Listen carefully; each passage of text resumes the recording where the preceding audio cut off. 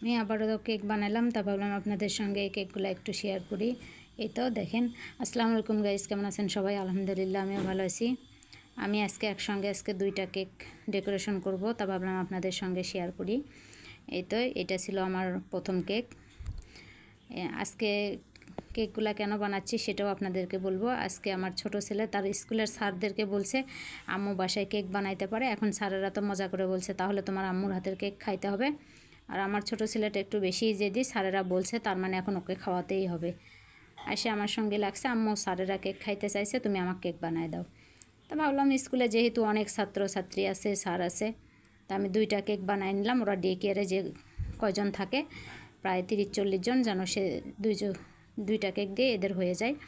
এই তো ছোটো বাচ্চাদের জন্য আমি খুব সুন্দর করে কালারফুল একটা কেক বানাইলাম। আমার ফুলগুলা দেওয়া হয়ে গেছে, আপনারা দেখে বলবেন কেমন লাগতেছে। আমার ডেকোরেশন শেষ, আমি উপরে একটু সুগার বল ছিটাই দিচ্ছি। তারপরে ভাবলাম যে বড় বলগুলো একটু ফুলের মধ্যে দিয়ে দিই, তাহলে দেখতে আরও সুন্দর লাগবে।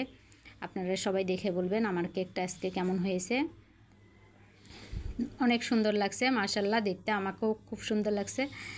সবাই জানাবেন। ভালো থাকবেন। আল্লাহ হাফেজ।